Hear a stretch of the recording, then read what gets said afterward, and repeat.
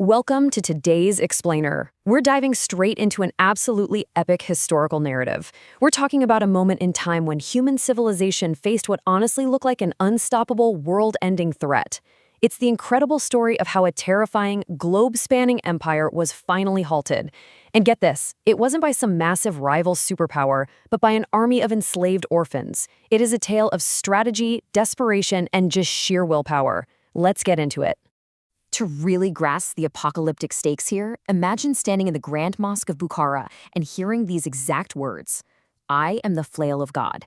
Had you not created great sins, God would not have sent a punishment like me upon you. Chilling, right? This wasn't just your standard military conquest. For the people experiencing it, it felt like divine retribution. The Mongol war machine was erasing centuries-old civilizations, turning magnificent cities into literal ash and dust. The psychological terror was absolute. People genuinely believed they just could not be stopped. And the speed of all this? It was just staggering.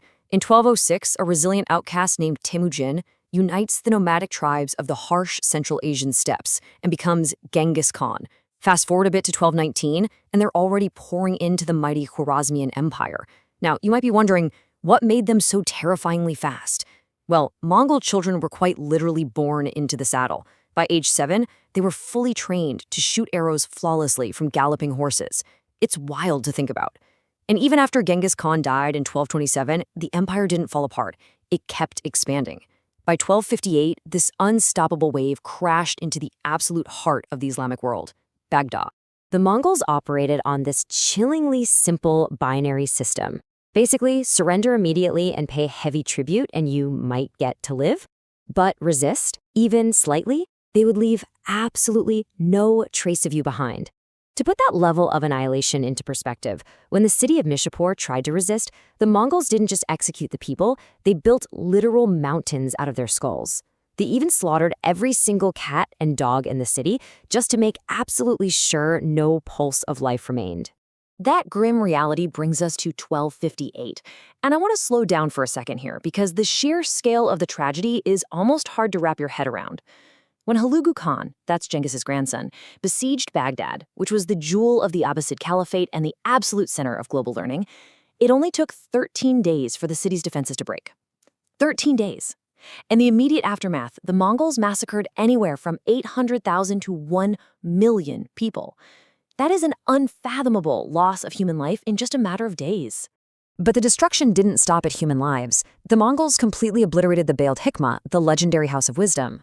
Millions of priceless, centuries-old scientific and historical manuscripts were just dumped right into the Tigris River. Historical accounts actually say the river literally ran black with ink, and then red with blood.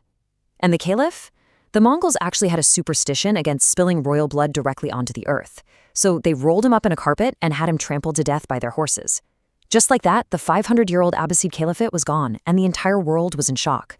So just as it seemed totally inevitable that Egypt, Mecca, and Medina would be the next to fall, our unlikely heroes enter the picture: the Mamluks. Now, by definition, a Mamluk was an owned slave. These were primarily Kipchak and Turkic children taken from the exact same regions the Mongols had just ravaged.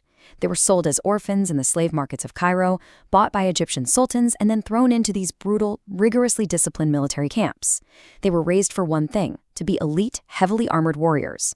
These men had lost literally everything to the Mongols as kids, and now they were the only shield left. At the very center of this desperate, last-stand resistance was Sultan Saif ad-Din Qutuz. He was a Mamluk himself, a man whose own family was destroyed by the Mongols before he was sold into slavery. Through sheer grit, he rose up to become the Sultan of Egypt during its absolute darkest hour. And knowing the monumental, almost impossible task ahead of him, Qutuz did something incredibly pragmatic. He formed an alliance with his bitter political rival, Commander Baibars. Baibars was a fierce Kipchak Turkic tactician, famously known as the Desert Panther. The crucial turning point hits when the Mongols inevitably show up at his doorstep. Hulagu Khan sends 4 envoys with this terrifying letter, demanding total surrender and threatening to turn Egypt to ashes, just like Baghdad. But Qutuz knows that showing even a hint of fear means the end of the Islamic world. So in a truly shocking act of defiance, he executes all 4 envoys and hangs their heads at the Bab Zuela Gate in Cairo. Talk about making a statement, right? There was no going back now. This was a fight for sheer survival. But then, history hinges on this massive stroke of luck. Right as the Mongols are gearing up to crush Egypt, news arrives from China. Monk Khan, the supreme leader of the Mongol Empire, has died. This triggers a huge succession crisis back home, and Hulagu Khan is forced to take the vast majority of his army all the way back to Mongolia for the royal council. He leaves behind his best general, Kidbuka, but with a drastically reduced force of only about 20,000 troops. Suddenly, out of nowhere, the playing field is actually leveled. So the stage is set on September 3rd, 1260, at a place called Ain Jalut, which translates to the Spring of Goliath. Two radically different forces collide. On one side, you've got the Mongols, light, impossibly fast, total masters of psychological warfare, and riding a decades-long undefeated streak. On the other side, the Mamluks, heavy, incredibly disciplined cavalry, fueled by immense religious fervor. Oh, and to even reach the battlefield, Qutuz pulled off this brilliant diplomatic masterstroke. He secured safe passage and supplies from the Crusaders who realized, hey, the Mongols are a mutual threat to us all. And keep in mind, the Mamluks were actually fasting for the holy month of Ramadan during this battle. Commander Baibars orchestrates an absolutely masterful trap. After fighting fiercely with the small vanguard, he executes this brilliant piece of irony, a feigned retreat. He uses the Mongols' own signature, go-to tactic, right back against them. He tricks Kidbuka into charging deep into this narrow valley, right into Qutuz's hidden main army. The ambush is sprung, but listen, the Mongols don't just roll over and give up. These are the most elite, battle-hardened veterans in the world. Realizing they're trapped, they fight back with terrifying ferocity. The heavy Mamluk cavalry slams into them, but the Mongol countercharge is so powerful that the Mongol left flank actually begins to buckle. The entire defense of the region is teetering on the absolute brink of total collapse. Seeing his lines breaking, Sultan Qutuz does something truly unforgettable. He rips off his royal helmet and throws it right into the dirt so his soldiers can see his face. He raises his sword and screams, "Was Islama, was Islama, was Islama," which means, "Oh Islam, today you must be protected." And then he plunges his horse directly into the absolute thickest, bloodiest part of the Mongol lines. Seeing their Sultan fighting bareheaded in all that chaos, the retreating Mamluk soldiers are just overcome with raw emotion, and they surge right back into the fight. That renewed, desperate charge completely shatters the Mongol formation. Their light cavalry is just crushed under the weight of the heavily armored Mamluks. General Kidbuka fights bravely, but he's knocked from his horse, captured, and executed on the spot. The surviving Mongols flee. The battle is over. As the dust settles at Ain Jalut, Sultan Qutuz dismounts his horse, falls to the wet ground, and just weeps in gratitude. The decades-long myth of Mongol invincibility, it had finally been broken. But you know, history is rarely a simple fairy tale.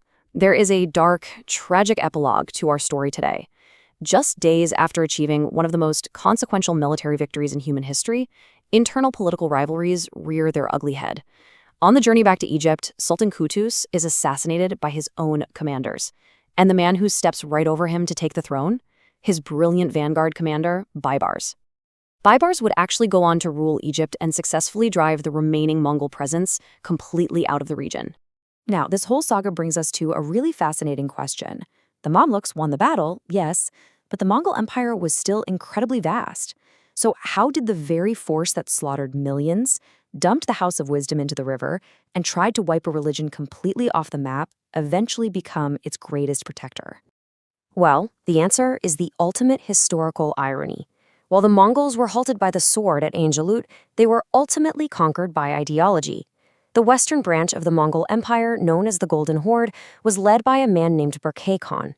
Fascinated by the faith of the people his empire was trying to conquer, Berke Khan actually converted to Islam. He was so outraged by Hulagu's destruction of Baghdad that he declared outright war on his own cousin, permanently fracturing the Mongol Empire from the inside.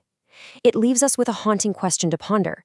Can true conquest ever be achieved by the sword alone, or is the human mind always the final battlefield? Thanks for joining me on today's Explainer, and I'll catch you next time.